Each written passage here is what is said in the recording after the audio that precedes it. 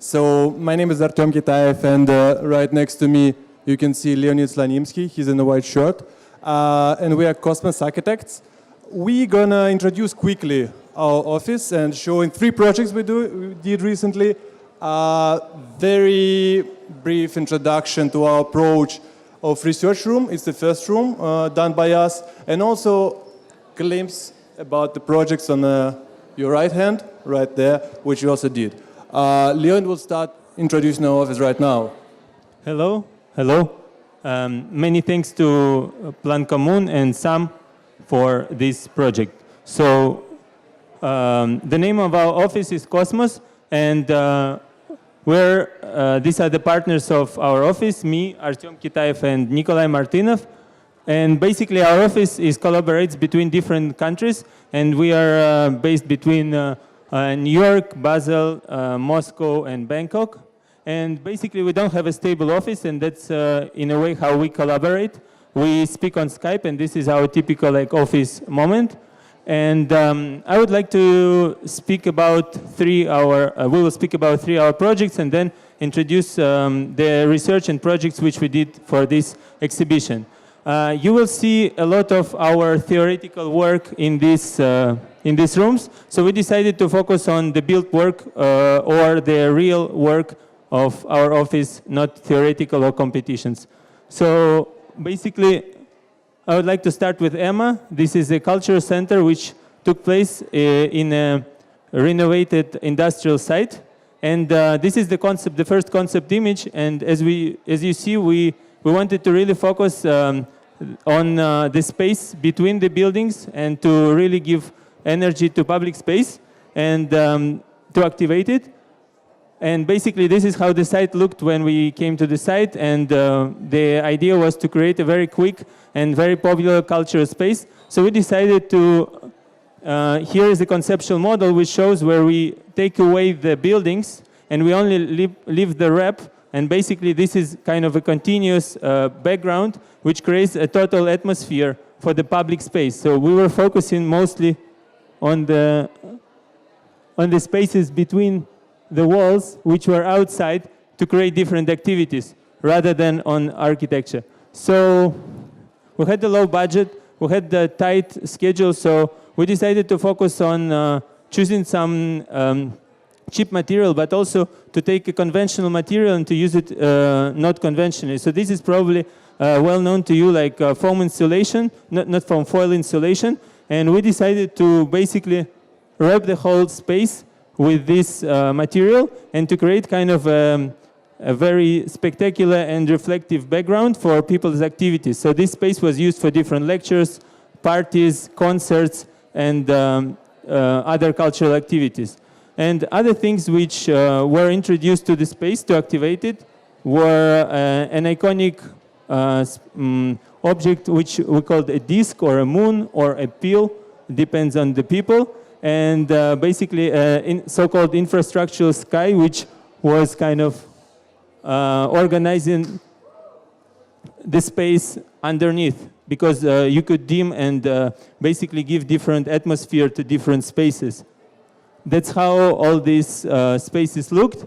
And we thought that for a good public space, we need to add a little bit of absurdity to it. So we added this completely abstract and platonic and weird shape, which at the same time served as a kind of really like a sign, and people were taking selfies with it and really enjoying this weird object. But it also had a rational moment to it, because the background of this cultural space was a very generic and ugly office building, which this little object, which was cheaply, easily constructed, it completely blocked out. So basically you can see this guy and how they interact. Basically this is how this space looks when empty, and then it was a perfect background for any activities. And here you can see some DJs put in some techie lights, but basically people really enjoyed it, and it was considered like the best public space in Moscow in the summer. And This is one of the Instagram pictures from some guy who went there. And basically what we think nowadays is that public space, it also spills into the digital world. So we saw how this project also lived, because it was a temporary project, how it also lived in social media, how it also lived in digital public space. And basically here you can see some really funny or some weird pictures from this space, which this is kind of a section of this time of this place, which is probably already completely gone. And the best thing is that one of our partners got married there as kind of the final touch just before demolition.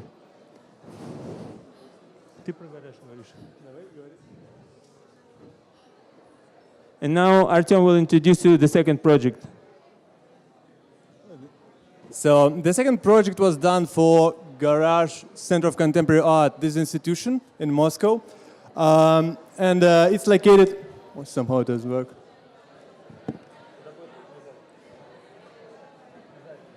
So it's located in Gorky Park, is a central park in Moscow. And before us, so no, not before us, we built this, our pavilion, even before Shigeru Ban and OMA built their museums in there. So on the left you can see Shigeru Ban, and on the right you can see OMA project. But even before that, in 1923, in Soviet time, there was built another project. We got impressed with this idea, how by enclosed space, the architect created semi-public, semi-accessible outdoor space, and we transformed this idea into our approach. Yeah. Sorry, I'm spinning too much around. So what we did, basically the program of museum, we spill in several exhibition cubes and allocate them that way, so they form semi-public, semi-open courtyards. Next one. And speaking about facade, the life of the building was quite short. It was just 7 months from the construction to the demolition time. So we decided to focus on very temporary material and wrap it up with a construction net, which you usually can see on the facades of the building under construction. That was also providing a very interesting geometrical effect when rigid boxes been wrapped by this soft net, which provides very smooth lines. So that's how the buildings look like from the park. Next one. And that's the way that you can see the curves. Next one. And here you can see one of the installation interior. This installation was an interactive installation called Touch the Music. Basically, visitors been invited to play on all the strange objects. And for us in the interior, we've been providing identity to each of the exhibition cubes by windows. Like here you can see skylight, and on the other one you can see open facade wall. At the same time, probably next one, that's what's going on when architects leave the place in Russia. So behind you can still see a bit of white frame of our pavilion, and in front, that's actually set design. The second exhibition designed by Michel Gondry, which called Movie Factory, and that was set design for different scenes of the movie to shoot in there. Yeah, and from the outside was very interesting to us, was actually surprisingly interesting effect of these two nets when they've been overlaid, and it was very soft and interesting moire effect of the building. Next one, the next project I would like to speak about, it's Nike Sports Center. It was a big competition for a new flagship store of Nike Center, and we just won it, and it's a very fresh slide, so I'll speak about them. Here you can see cut out of the site, and for us the most thing was to create one total landscape, total public space of the whole area of the site, where actually the space would go through all the surface of the ground and activate it, and even facades of the building and surface of the building become part of public space and part of infrastructure. So we decided to challenge the conventional meaning of the wall, and we call it more than a wall. And here you can see very functional, very compact volume of the sports center. And on the sides of that, you can see the slips with additional function. Each of them got its own meaning. Like, for example, on bottom right, you can see billboard. On top right, you can see scoreboard and lighting system. It looks towards football field. At the left, you can see 3D workout, so part of the building becomes actually facilities for push-ups, pull-ups, and all the street outdoors. Next one. That's how the building looks like from the park. So you can see it was also, billboard was a canvas for visual arts.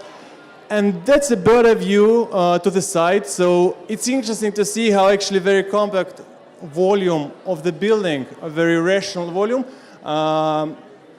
can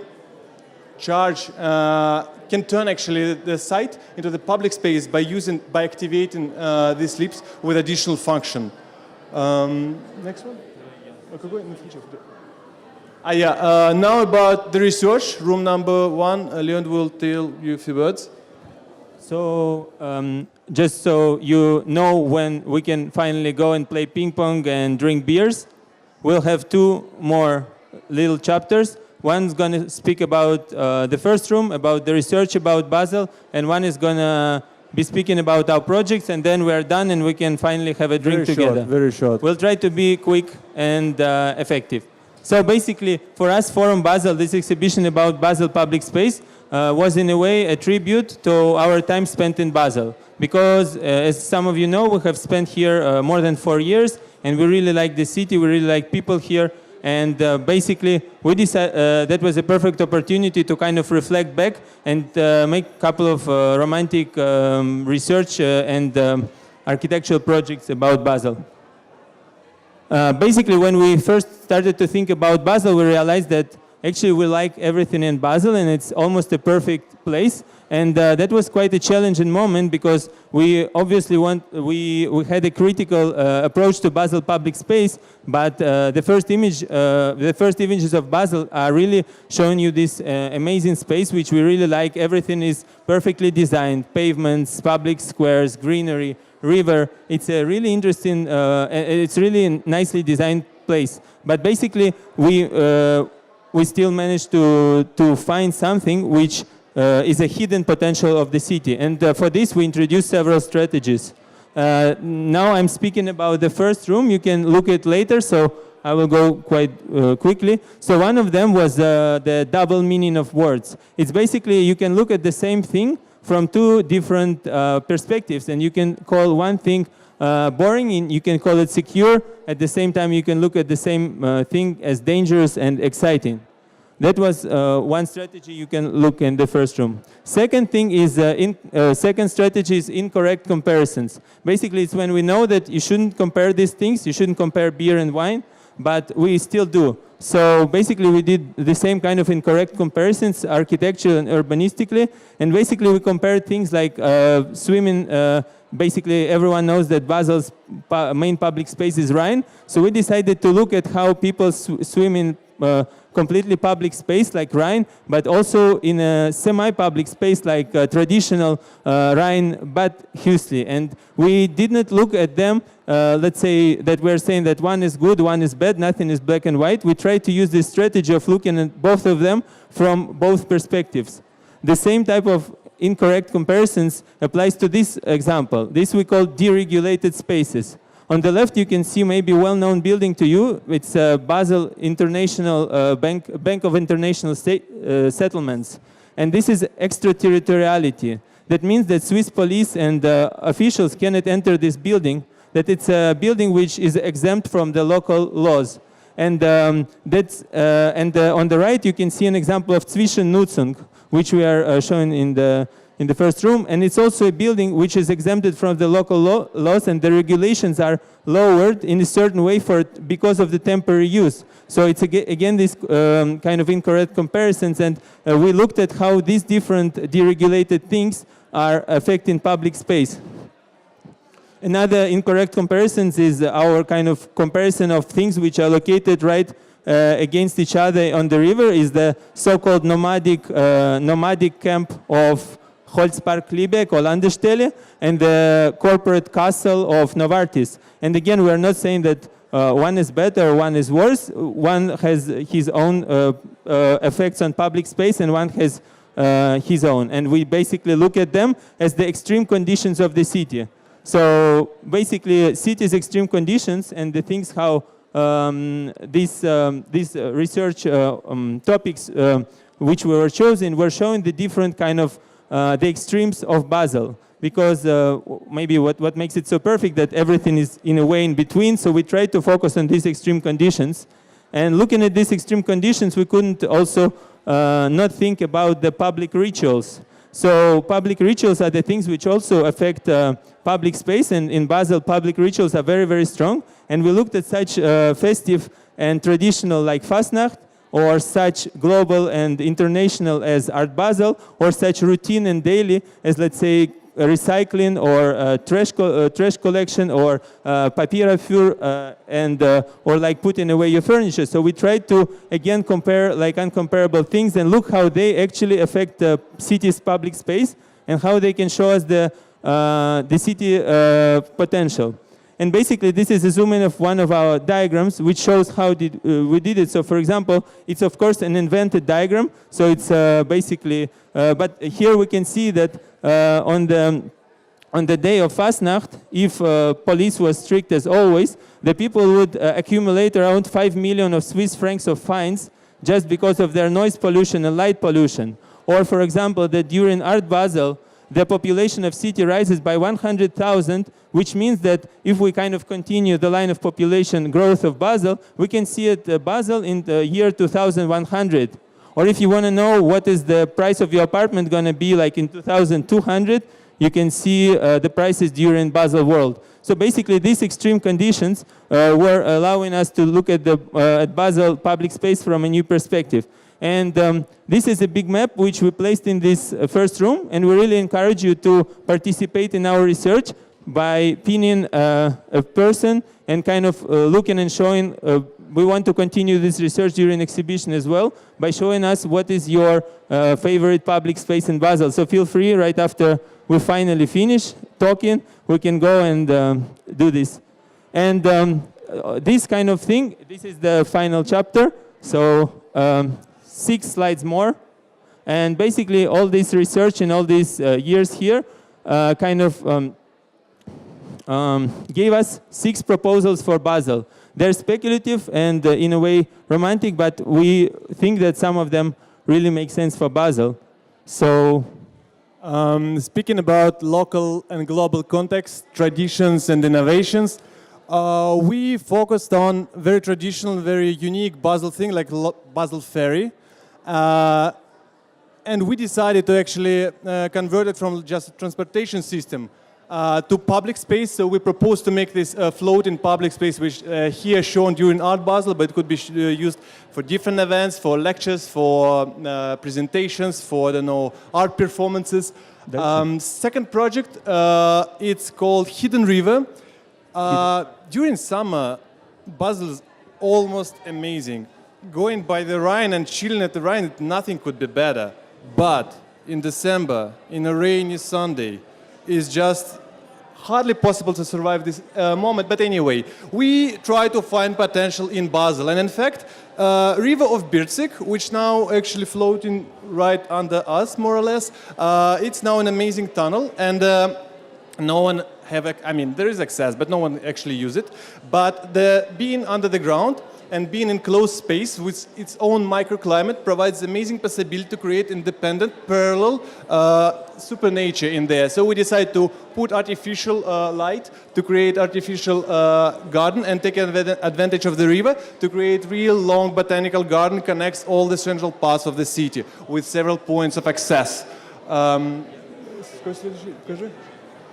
Speaking about regimes, Novartis is amazing, as we've been speaking before, campus where you have amazing amount of architecture, amazing amount of public space, but not accessible for public apparently, only for Novartis employees. So we thought it's not completely fair, probably, and it would make sense to propose different regimes of use. Like for example, Novartis is very regimed institution, so probably on the weekend or in the evenings, we can just open up the fence to allow people, to allow public to use this public space, and the fence would actually be kind of accumulator of this public space and public activities, and allows everyone to get inside.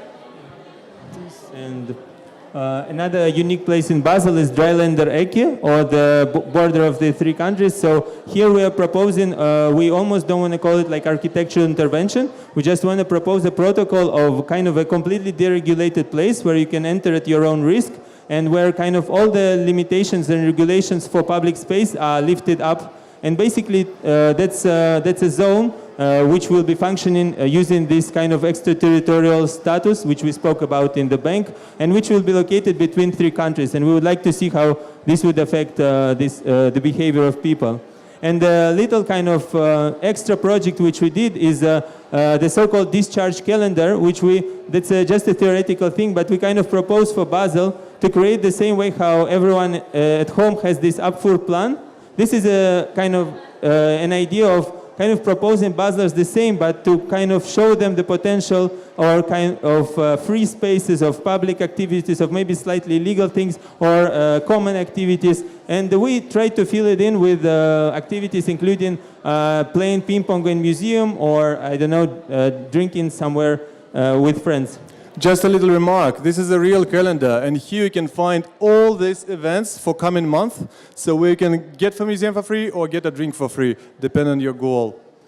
And the last and probably our favorite out of these proposals is the most minimal, and basically it's called Terme Urbano, or basically urban spa, and it takes the tradition of Basel, Brunnen, and people swimming in the fountains in summer and proposes to heat up one historical fountain, Pisoni Brunnen, on my and Artyom's most favorite public space in Basel, to propose a common and warm ritual for winter in very unexpected and beautiful settings. So basically, their only architectural proposal is basically to warm up water there and allow people to enjoy it during the winter. And now we really would like to thank you, everyone who came here, and to thank you, Sam, Plan Commun, and all the collaborators from Basel for this amazing opportunity.